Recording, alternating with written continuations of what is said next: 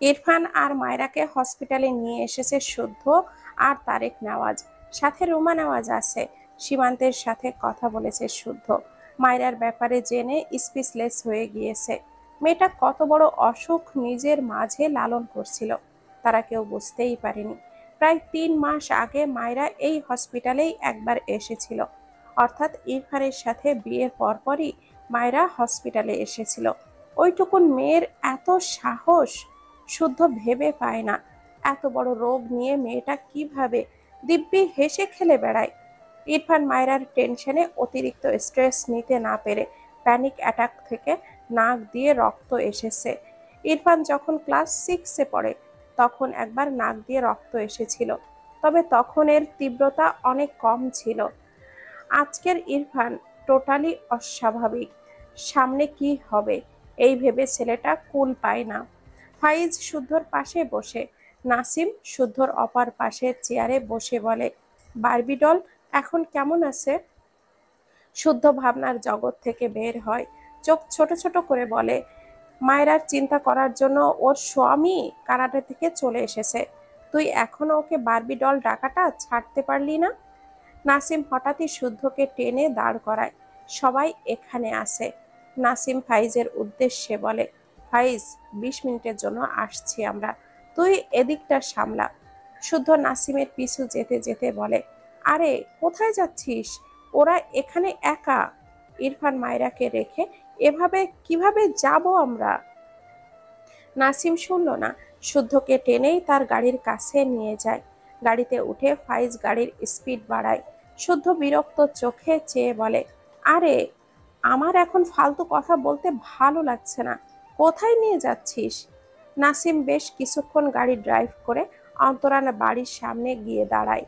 এরপর গাড়ি থেকে বেরিয়ে আসে, শুদ্ধও বেরিয়ে আসে। নাসিম বড় বড় পা ফেলে অন্তরার বাড়ির দিকে এগিয়ে যায়। শুদ্ধ ভুরু কুঁচকে নিজেও এগিয়ে যায়। বাড়ির সামনে দাঁড়িয়ে নাসিম সামনে অন্তরার বাড়ির কলিং বেল বাজায়। শুদ্ধ নাসিমের হাতটা সরিয়ে দিয়ে বলে, আরে কলিং বেল কি দোষ করলো, ছাড় এটাকে। তাদের কথার মাঝেই অন্তরা এসে দরজাটা খুলে দেয়। সামনে নাসিম আর শুদ্ধকে দেখে হেসে বলে, তোরা ভেতরে আয়। কথাটা বলে পেছনে ঘুরতে নেয়, তখনই নাসিম কষিয়ে একটা থাপ্পড় মেরে দেয় অন্তরার গালে। অন্তরা একটুও বুঝতে না পারায় থাপ্পড় খেয়ে দরজার সাথে জোরে ধাক্কা খায়। শুদ্ধ হতভম্ব হয়ে যায়। অন্তরা সোজা হয়ে দাঁড়াতেই এক গালে নাসিম আরেকটা থাপ্পড় মেরে দেয়। অন্তরা পড়তে পড়তে বেঁচে যায়। নাসিম চিৎকার করে বলে, এটা একটা কালনাগিনী, এর মতো বেয়াদব মেয়ে আমি আমার লাইফে দেখিনি। কথাটা বলে আবারও এগিয়ে যেতে নিলে শুদ্ধ নাসিমকে টেনে ধরে বিস্ময় কণ্ঠে বলে, নাসিম দাঁড়া, কি করছিস? নাসিম চিল্লিয়ে বলে, এই তোর ফোন দে, ফোনটা দে তোর। অন্তরা মাথা নিচু করে দাঁড়িয়ে আছে, চোখের কোণে পানি। বাসায় কেউ নেই, তার বাবা গ্রামে, নুসরাত ফ্রেন্ডের বাসায় গিয়েছে। নাসিম আবারও চিল্লিয়ে বলে, অন্তরা তোর ফোন দে। অন্তরা কেঁপে ওঠে, নিজেকে সামলে এগিয়ে এসে রেগে বলে, মারলি কেন আমাকে? নাসিম শুদ্ধকে ধাক্কা দিয়ে বলে, আরো হিসাব বাকি আছে, আগে তোর ফোনটা দে। কথা বলতে বলতেই অন্তরার ফোনটা পাশেই টেবিলের ওপরে বেজে ওঠে। নাসিম বড় বড় পা ফেলে এগিয়ে গিয়ে ফোনটা অন করে। লক নেই ফোনে। অন্তরা এগিয়ে এসে বলে, আমার ফোন দে। নাসিম জ্বলন্ত চোখে তাকায় অন্তরার দিকে। অন্তরা চুপসে যায়। নাসিম ঘেটে ঘেটে একটা ভয়েস রেকর্ড অন করে, যেইটা অন্তরা মায়রাকে শুনিয়েছিল। ভয়েসটি শুনে শুদ্ধ অবাক হয়ে একবার অন্তরার দিকে তাকায়, আরেকবার নাসিমের দিকে। অন্তরা ঢোক গেলে নাসিম অন্তরার ফোন আছড়ে ফেলে চিৎকার করে বলে, আমাদের ফ্রেন্ড সার্কেলে এমন বেয়াদব মেয়েকে কে অ্যালাউ করেছিল? শুদ্ধ, তুই করেছিলি না? তুই করেছিলি, সব দোষ তোর। এই অন্তরা বারবিডলকে গিয়ে এই এডিট করা ভয়েসটা শুনিয়ে ভুল বুঝিয়েছে, ওকে কিছু বলবি না শুদ্ধ? শুদ্ধ বিস্ময় চোখে অন্তরার পানে তাকায়।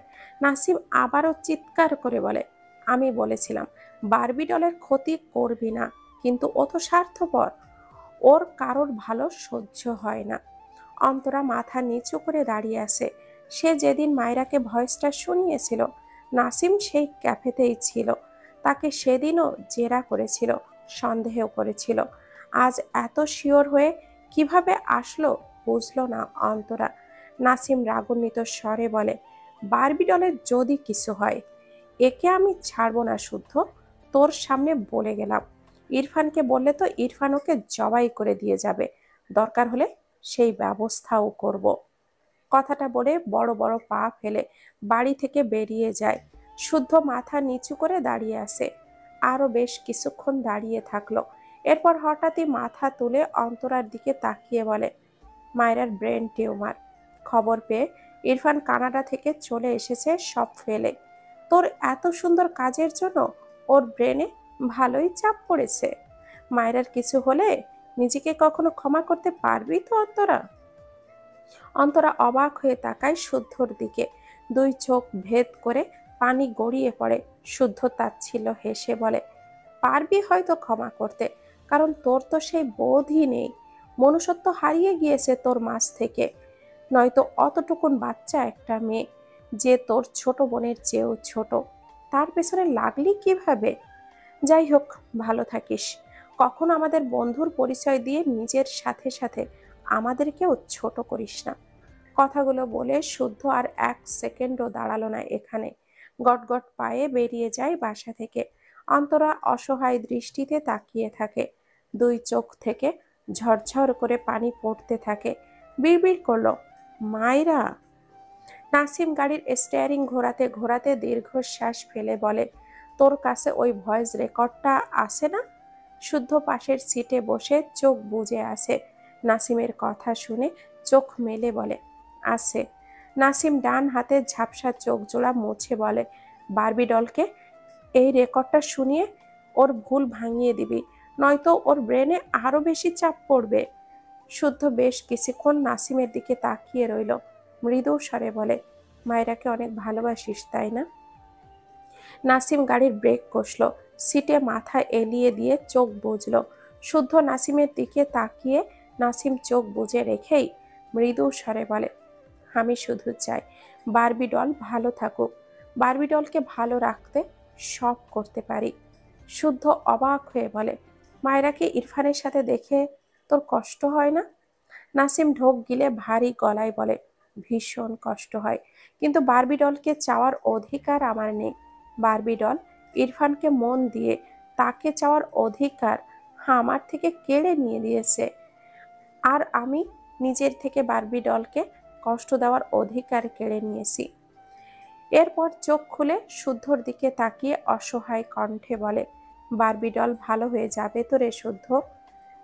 শুদ্ধ অবাক হয়ে নাসিমের দিকে তাকিয়ে আছে। মৃদু স্বরে বলে, এভাবেও ভালোবাসা যায়?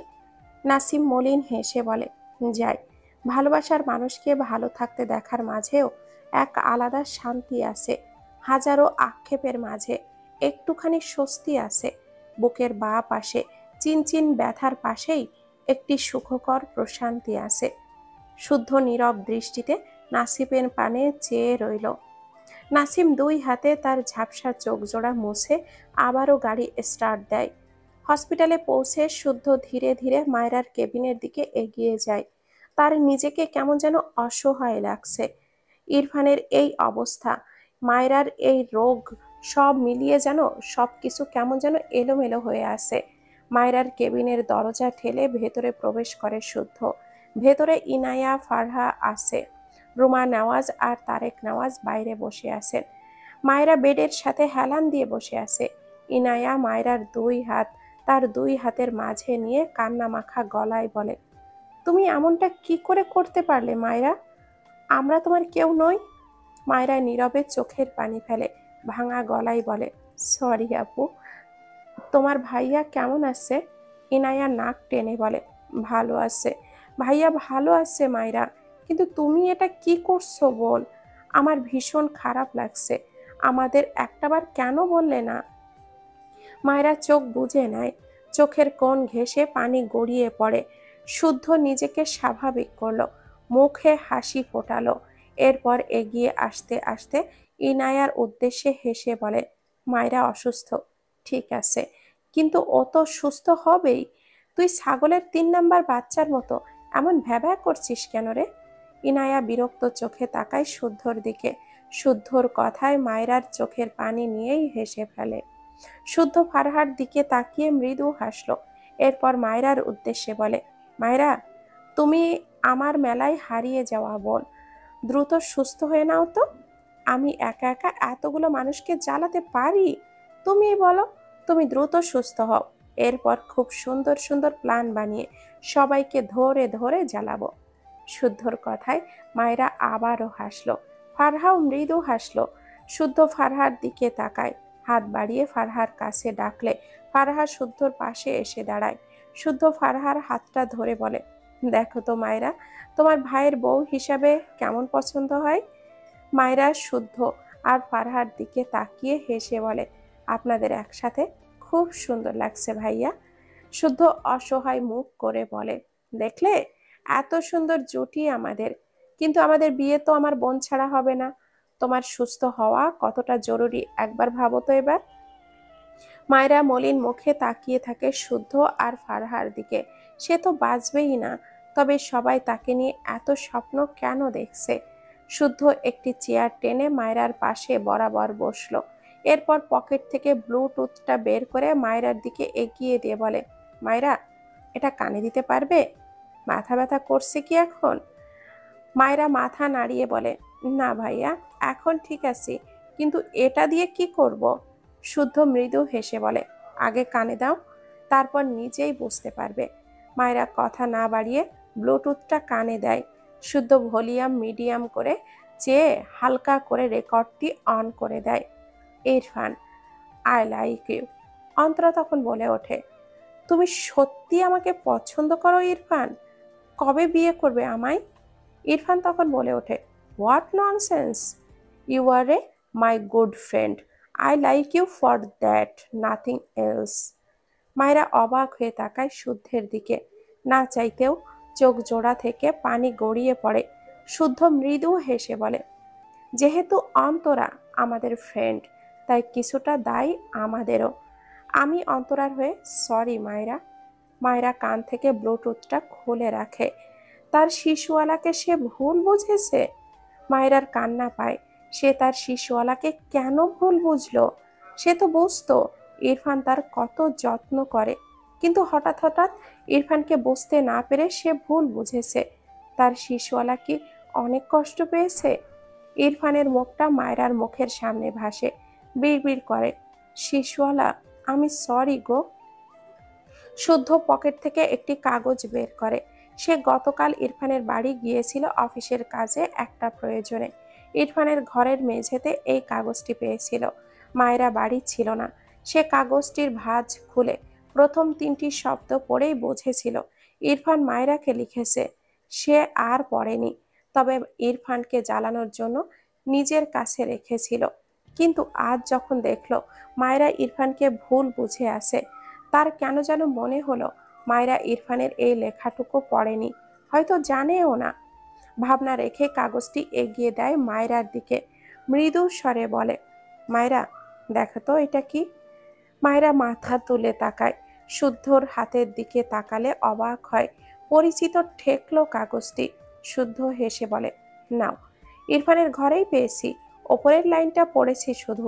ভেবেছিলাম অন্য কোনো কাজে লাগাবো, কিন্তু এভাবে কাজে লেগে যাবে ভাবিনি। তুমি হয়তো এটা পড়োনি, তাই না মায়েরা? মায়েরা প্রশ্নাত্মক চোখে চেয়ে আসে শুদ্ধের দিকে। শুদ্ধ আবারও তাড়া দিলে মায়েরা শুদ্ধর হাত থেকে কাগজটি নিয়ে মেলে ধরে। প্রথমেই লেখাটি পড়ে, আমার একান্ত বার্ড ফ্লাওয়ার। আমার বার্ড ফ্লাওয়ার কে জানো? আমার মায়েরা পড়ি। এটুকু পড়েই মায়েরার পুরো শরীরে কিছু যেন তড়িৎ গতিতে প্রবাহিত হলো। এই লেখা যে তার শিশুওয়ালার লেখা। সে ইরফানের লেখা চেনে, দেখেছিল বেশ কয়েকবার। তার শিশুওয়ালা তাকে ভালোবাসে, তার শিশুওয়ালা তাকে ভালোবেসে বার্ড ফ্লাওয়ার ডাকে। এই জন্য ওই ফোনের পাসওয়ার্ড দিয়েছিল এটা। সে তার শিশুওয়ালার পরী। মায়েরার চোখ জোড়া পানিতে টইটম্বুর। কখন যে টুপটুপ করে পানির ফোঁটা গাল বেয়ে গড়িয়ে পড়ে মেয়েটা বুঝতেই পারে না। ইতি তোমার একান্ত শিশুয়ালা। চিঠিটুকু পড়ে মায়েরা বাকরুদ্ধ হয়ে চেয়ে আসে। ইরফান এটা তাকে লিখেছে? তার শিশুয়ালা তার থেকে শাস্তি মাথা পেতে নিতে চেয়েছে? তার অভিমান অভিযোগ মুছে দিতে চেয়েছে? মায়েরার চোখ থেকে টপ টপ করে পানি গড়িয়ে পড়ে। সে তার শিশুয়ালাকে রেখে কি করে যাবে? মায়েরা যখন গ্রামে থাকতো তখন থেকেই মাঝে মাঝে মাথা ব্যথা করতো তার। মাকে বলতে গিয়েও বলেনি, সামান্য পা কেটেছিল, ঔষধ খেয়েছে বলেই কত কথা শুনতে হয়েছে মাকে। খাবারই খেতে পায়নি, সেখানে এসব বলা মানেই আরো অশান্তি বাড়ানো। এরপর বিয়ে হয়ে গেল। বিয়ের পর তারেক নওয়াজ তাকে সব সময় হাত খরচের জন্য একটা মোটা অঙ্কের টাকা দিত। মায়েরা সেই টাকা দিয়ে একবার লুকিয়ে ডক্টরের কাছে এসেছিল আর জানতেও পেরেছিল তার এই অসুখের কথা। এত এত কষ্ট ভরা জীবন নিয়ে সেই সত্যি ক্লান্ত হয়ে গিয়েছিল। সে ঔষধ কেনে নেয়ার ভেবেছিল যে কয়দিন বাঁচবে সেই কয়দিন এভাবেই হেসে খেলে দিন পার করে দেবে। কিন্তু তার শিশুওয়ালাকে ছাড়া সে হেসে খেলে দিন পার করতে পারেনি। যখন একবারের জন্যেও ভেবেছিল তার শিশুওয়ালা অন্য কাউকে পছন্দ করে, তখন মায়েরার ভীষণ কষ্ট হচ্ছিল। তার মরে যাওয়ার তাড়া আরো বেড়ে গেল। তাই হসপিটালে এসে তার কন্ডিশন জানতে চেয়েছিল, আর ঔষধ না খাওয়ায় কন্ডিশন আরো খারাপই হয়েছে, উন্নতি আর হয়নি। কিন্তু সে মরে গেলে তার শিশুওয়ালার কি হবে? তার শিশুওয়ালা তো তাকে ভীষণ ভালোবাসে। তার বাঁচতে ইচ্ছে করছে যে আর বাঁচা যাবে না। পানিতে টইটম্বুর আঁখি নিয়ে শুদ্ধের দিকে তাকালে শুদ্ধ মৃদু হেসে বলে, আমার ভাই কিন্তু পাগল প্রেমিক মায়েরা। এই যে তোমার অসুস্থতার খবর পেয়ে সে সুদূর কানাডা থেকে চলে এসেছে। এসে এত এত মেন্টাল স্ট্রেসে জ্ঞান হারিয়েছে। এত সবের পেছনের কারণ তুমি। তোমাকে কিন্তু অবশ্যই সুস্থ হতে হবে মায়েরা। মায়রার চোখ থেকে পানি গড়িয়ে পড়ে, কান্না মাখা গলায় বলে, ওনাকে একটু দেখতে দেবেন ভাইয়া? শুদ্ধ বিচলিত কণ্ঠে বলে, হ্যাঁ হ্যাঁ অবশ্যই, কিন্তু তুমি কান্না থামাও। তোমাকে প্রেশার কম দিব বলেই সব বললাম। ইরফান একদমই ঠিক আছে বুঝলে? মায়েরা মাথা নিচু করে নিঃশব্দে চোখের পানি ফেলে। তার শিশুওয়ালা তাকে ভালোবাসে। আজ তো তার ভীষণ খুশি হওয়ার দিন, কিন্তু সে হতে পারছে না। সে যে মরে যাবে। তার খুব ইচ্ছে করছে বাঁচতে। রুমা নেওয়াজ ভেতরে এসে মায়রাকে কাঁদতে দেখে এগিয়ে এসে মায়রার পাশে বসে। মায়রা ভেজা চোখে তাকায় তার শাশুড়ির দিকে। রুমা নেওয়াজ মায়রার চোখের পানি মুছে দিয়ে মৃদু স্বরে বলেন, ঠিক হয়ে যাবে মা, কান্না করো না। মায়রা রুমা নেওয়াজকে জড়িয়ে ধরল। রুমা নেওয়াজও মায়রাকে আগলে নিল। শুদ্ধ দীর্ঘশ্বাস ফেলে বাইরে বেরিয়ে যায়। শুদ্ধ ইরফানের মাথার কাছে বসে আছে। অপর পাশে ফাইজ, এক কোনায় তারেক নেওয়াজ।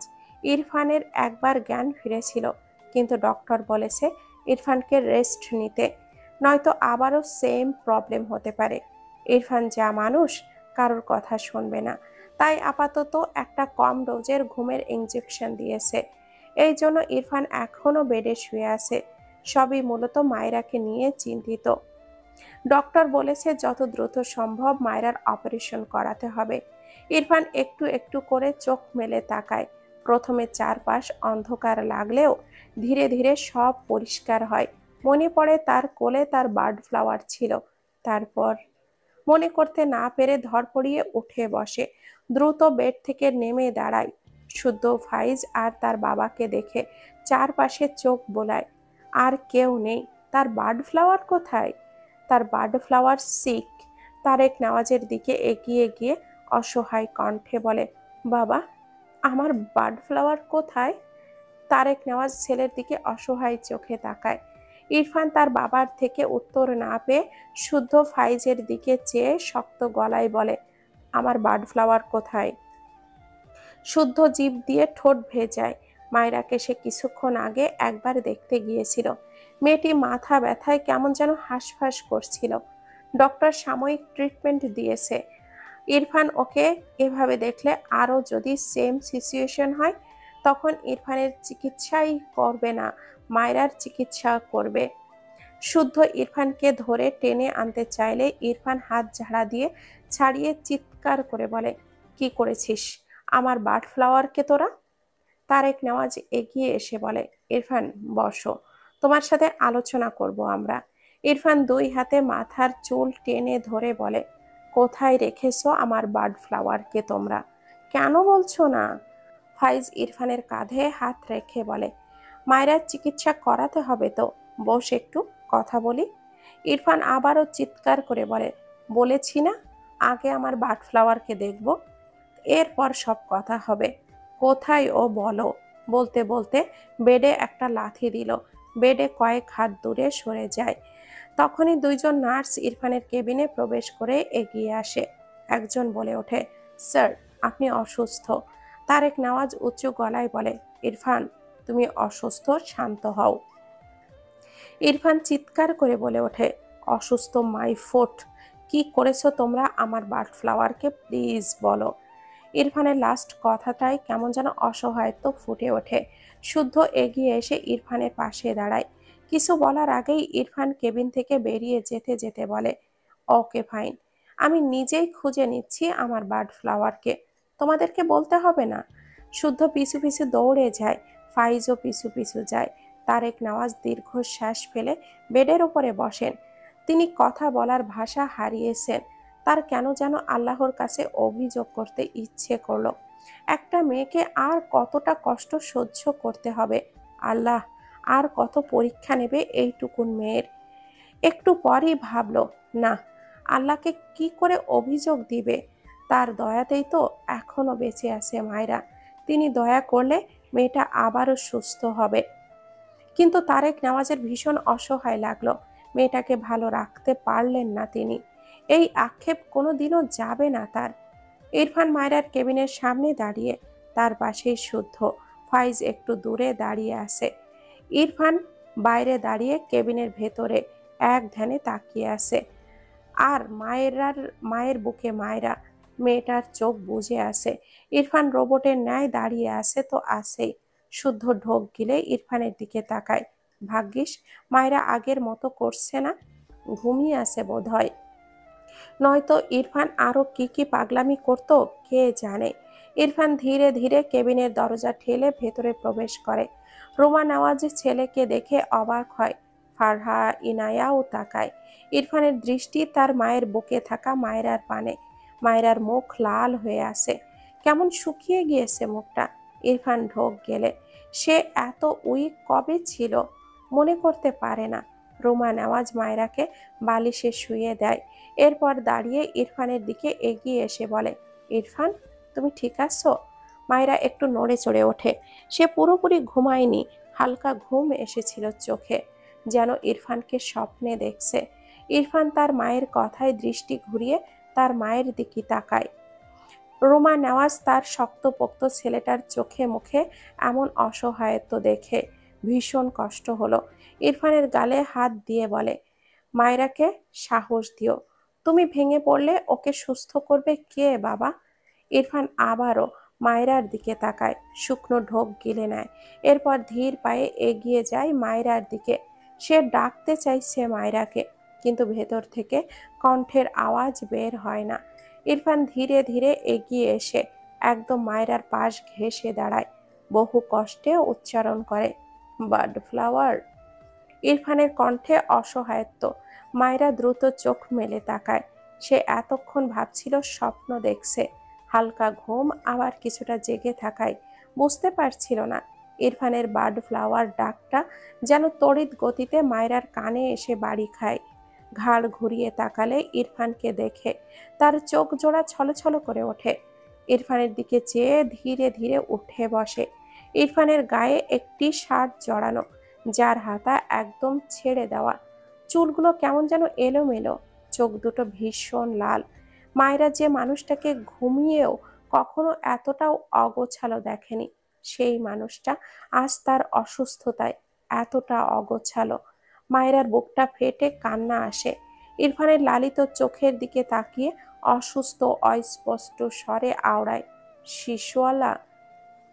ইরফান ঝড়ের গতিতে এগিয়ে এসে মায়রাকে দুই হাতে শক্ত করে জড়িয়ে নেয় নিজের সাথে। মায়রা মুখ ইরফানের বুকে ঠেকে মেয়েটির চোখ বুজে নেয়। দুই হাতে ইরফানের পিঠের দিকের শার্টটা খামচে ধরে। নিঃশব্দে কাঁদে মেয়েটা। তার শিশওয়ালার সাথে সে বাঁচতে চায়। ইরফান চোখ বুজে আসে, হাতের বাঁধন শক্ত, যেন মায়রাকে ছেড়ে দিলেই হারিয়ে ফেলবে। মায়রা ফুপিয়ে কাঁদে। রোমা নেওয়াজ ঝাপসা চোখে ছেলে মেয়ে দুটোর দিকে তাকালেন। কে বলবে এদের মধ্যে মহাব্বত নেই? কেউ বিলিভ করবে এই যে মায়রার এই অবস্থায় তার ছেলেটা এত ভেঙে পড়েছে? তারা কেউ কল্পনা করেছিল? উল্টো 2 দিন আগেও একবার হলেও ভেবেছিল ইরফান কি মায়রাকে এখনো মেনে নিতে পারছে না? অথচ সময়ের ব্যবধানে কি থেকে কি হয়ে গেল। ছেলে মেয়েকে একা ছাড়তে রোমা নেওয়াজ কেবিন থেকে বেরিয়ে যান। এরপর ইনায়াও মায়ের সাথে বেরিয়ে যায়। শুদ্ধ মলিন মুখে তাকিয়ে রইল দুজন মানুষের দিকে। সে চুটকি বাজিয়ে মানুষকে হাসাতে পারে, কিন্তু অসুস্থ মানুষকে সুস্থ করবে সেই উপায় তো তার জানা নেই। নীরবে ফারহার হাত ধরে কেবিন থেকে বাইরে বেরিয়ে যায়। ফারহা ঝাপসা চোখে একবার শুদ্ধর দিকে তাকায়। শুদ্ধ ফারহাকে শুধু দেখল, আর কিছুই বলল না। ইরফানকে এভাবে দেখতে ভালো লাগছে না তার। বাইরে ফাইজ দাঁড়ানো। ইনায়া এগিয়ে গিয়ে ফাইজের সাথে হেলান দিয়ে দাঁড়ায়। ফাইজ ইনায়ার গালে হাত দিয়ে দেখে। ইনায়ার চোখে পানি, মৃদু স্বরে বলে, লিটিল কুইন, মায়রার এখন মেন্টালি সাপোর্ট দরকার। আর কাঁদবে না কখনো ওর সামনে, মনে থাকবে? ইনায়া ফাইজের বুকে মুখ ঠেকিয়ে ভাঙা গলায় বলে, আমার তো নিজের বোন নেই, ওকেই আমি প্রথম ছোট বোনের মতো পেয়েছি। ও ভীষণ ভালো মেয়ে জানেন। আল্লাহ কেন ওর সাথে এমন করলো? ফাইজ দীর্ঘশ্বাস ফেলে ইনায়াকে নিয়ে গিয়ে এক জায়গায় বসালো। মায়রার 2 হাত ইরফানের পিঠে, বুকে মুখ ঠেকিয়ে বিড়বিড় করে, শিশুয়ালা। ইরফান মায়রাকে তার বুকের সাথে শক্ত করে ধরে রাখলো। বেশ অনেক সময় পর ইরফান মায়রাকে ছেড়ে 2 হাতের আজলায় মায়রার মুখটা নেয়। মায়রা কান্না মাখা চোখে ইরফানের চোখের দিকে তাকায়। ইরফান 2 হাতে মায়রার মুখ মুছে দিয়ে ভারী গলায় বলে, ডোন্ট ক্রাই। কাঁদলে থাপ্পড় দিয়ে সব কটা দাঁত ফেলে দেবো, স্টুপিড। ইরফানের কণ্ঠে একটু জোরও নেই। মায়রা আরো কান্না পায়। ইরফানের এইসব কথায় যে মায়রা এখনো ভালোবাসা খুঁজে পেল। সে না থাকলে তার শিশুওয়ালা এসব ভালোবাসা তো আর পাবে না। মায়রা তার ডান হাত ইরফানের গালে দিয়ে ঠোঁট উল্টে ডাকে, শিশুওয়ালা। ইরফান মায়রার ডান গালে হাত দিয়ে মৃদু স্বরে বলে, বলো। মায়রা কিছুই বলে না, চুপচাপ দেখে ইরফানকে। তার শিশুওয়ালা তাকে ভালোবাসে, কথাটা ভাবতেই ঠোঁটের কোণে হাসি ফুটে ওঠে। ইরফান মায়রাকে টেনে তার কোলে বসায়। মায়রা পিট পিট করে ইরফানের দিকে তাকিয়ে আছে। ইরফান মায়রার গালে হাত দিয়ে বলে, মাথা ব্যথা করছে? মায়রা নাক টেনে বলে, একটু একটু। ইরফান মায়রার মাথায় চুমু খেয়ে বলে, ঠিক হয়ে যাবে। এরপর মায়রার গলায় হাত দিয়ে বিন্দু বিন্দু ঘাম মুছে দেয়। চিন্তিত কণ্ঠে বলে, এখানে এসি নেই? মায়রা মাথা নেড়ে বলে, আছে, আমার ঠান্ডা লাগে। ইরফান মায়রার দিকে তাকায়। মায়রা ভেজা চোখে ইরফানের দিকেই চেয়ে আসে। মায়রা জিভ দিয়ে ঠোঁট ভিজিয়ে আবারও বলে, আপনি আমার শিশুওয়ালা? ইরফান বাঁ হাতে মায়রাকে তার বুকে জড়িয়ে নেয়, কপালে চুমু খেয়ে বলে, বার্ড ফ্লাওয়ার ছাড়া আর কার শিশুওয়ালা হব আমি? মায়রা ইরফানের বুকে ডান গাল ঠেকিয়ে রেখে মাথা উঁচু করে, চোখ জোড়ার ওপর দিকে করে ইরফানের পানে চেয়ে বাচ্চাদের মতো করে বলে, আপনার বার্ড ফ্লাওয়ার কে? ইরফান বুঝলো মায়রা ইচ্ছে করেই এমন করছে, তার মুখ থেকে বের করানোর জন্য। ইরফান একটু ঝুঁকে মায়রার ঠোঁট জোড়ায় শুকনো চুমু খেয়ে মায়রার চোখের দিকে তাকিয়ে বলে, ইউনো, আমি বার্ড ফ্লাওয়ার ছাড়া অন্য কোনো মেয়েকে টাচ করি না। মায়রার হাসি পায়। লোকটা কেমন ঘুরিয়ে পেঁচিয়ে উত্তর দেয়, মুখ বাঁকিয়ে বিড়বিড় করে, খবিশ লোক। ইরফান মায়রার কপালে গাল ঠেকিয়ে মৃদু স্বরে বলে, দুপুরে খেয়েছিলে? মায়রা ইরফানের দিকে তাকিয়ে ছোট করে বলে, খাইনি, আমার ক্ষুধা লেগেছে। ইরফান মায়রার মুখের দিকে তাকিয়ে থাকে। মেয়েটার মুখ সব সময় একটা বাচ্চামি ভাব থাকে, অথচ কাজগুলো কত বড় বড়। ইরফান ভারী ঢোক গিলে মৃদু স্বরে বলে, কি খাবে? মায়রা ইরফানের দিকে চেয়েছিল। ইরফানের চিন্তিত মুখটা দেখে তার মন ভার হয়ে গিয়েছে। ইরফানের বুক থেকে মাথা তুলে কান্না ভেজা কণ্ঠে বলে, আমি কি বাঁচবো না শিশুয়ালা? ইরফানের সাথে সাথেই মায়রার দুই গাল তার দুই হাতের আঁচলায় নিয়ে কপালের সাথে কপাল ঠেকিয়ে দৃঢ় কণ্ঠে বলে, শিশুয়ালার দেহে প্রাণ থাকতে বার্ডফ্লাওয়ারের নিঃশ্বাস কখনো বন্ধ হবে না।